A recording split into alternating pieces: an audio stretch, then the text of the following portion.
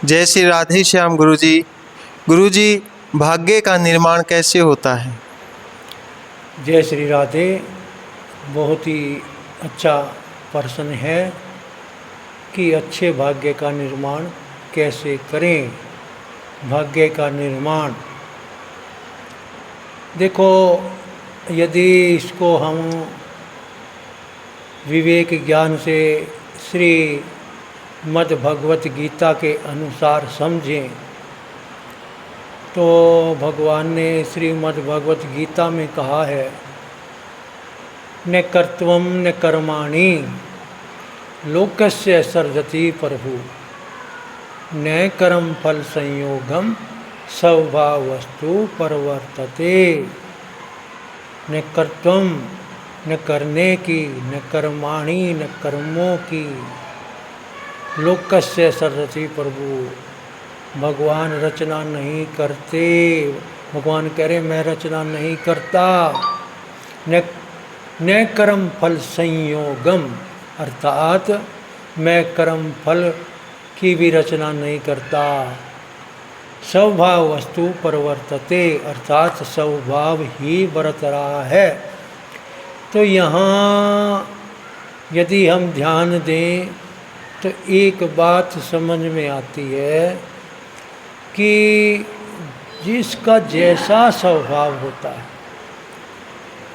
वो स्वभाव के परवश हुआ वैसे ही कर्म करता है। यदि किसी का अच्छा स्वभाव है तो अच्छा कर्म करेगा, बुरा स्वभाव है तो बुरा कर्म करेगा। अब अच्छा कर्म करेगा तो परिणाम अच्छा आएगा। तो जो कर्म का परिणाम है वही तो भाग्य है। हमें इस बात को समझना पड़ेगा कि कर्म का जो फल है, परिणाम है, उसी को भाग्य कहा जाता है। अर्थात अच्छा कर्म किया तो अच्छा परिणाम, अच्छा भाग्य, और बुरा कर्म किया तो बुरा परिणाम, बुरा भाग्य। तो यहाँ हमें जब ध्यान दें तो एक बात समझ में आती है कि स्वभाव को हमें अच्छा बनाना पड़ेगा, स्वभाव को हमें दिव्य बनाना पड़ेगा।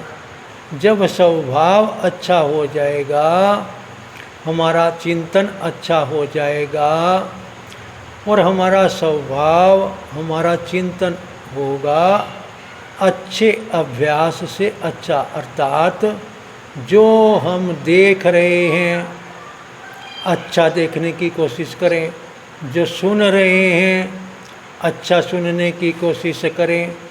अर्थात हम क्या कर रहे हैं उसका हम निरीक्षण करें, और क्यों कर रहे हैं, हमारे मन में क्या विचार आ रहा है, वो विचार अच्छा है या बुरा है।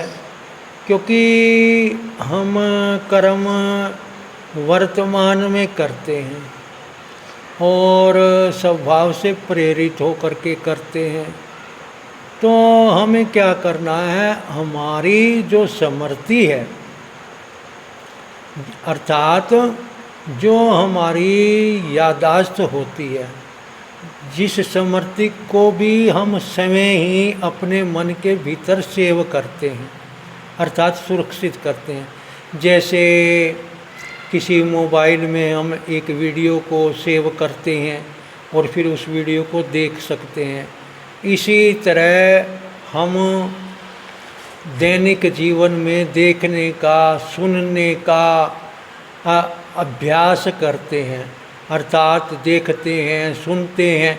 विशेषतः जिन विषयों में हमारी रुचि होती है हम उन विषयों पर ध्यान ज़्यादा देते हैं, और फिर वो देखा गया, सुना गया, वो हमारे मन में सेव हो जाता है और फिर वो स्वभाव बन जाता है।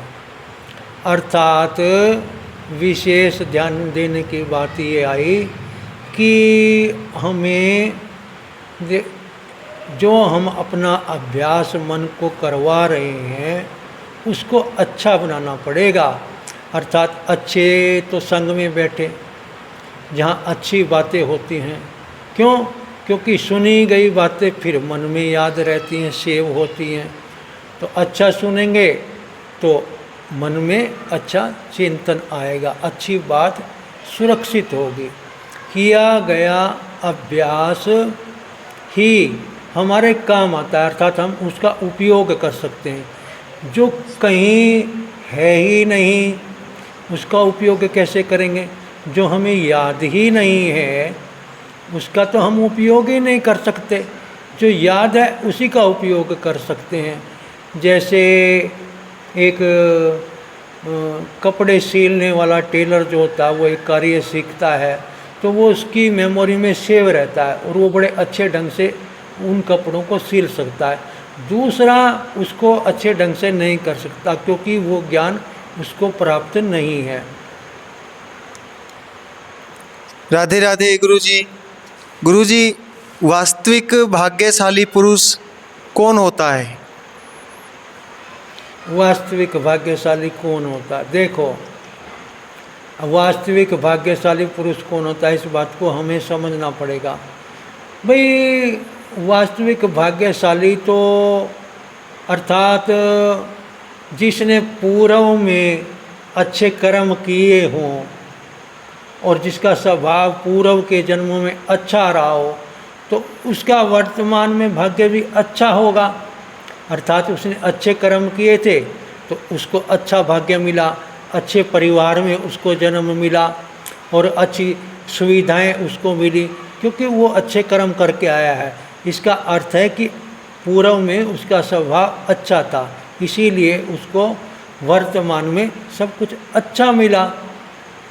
तो वास्तव में तो भाग्यशाली यदि हम कहें तो जिसके पास भगवत गीता का ज्ञान है, सत ज्ञान है, गुरुओं का ज्ञान है, हैं, जिसको जो भगवान का नाम जपता है और जैसे भगवान उसको रखे वो फिर भी चाहे कष्ट आए, चाहे दुख आए, चाहे सुख आए, अपनी समृद्धि को शुद्ध बना करके रखता है, भगवान का सच्चे मन से भजन करता है।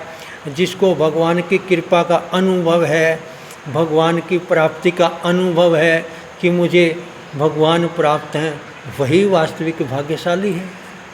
राधे राधे।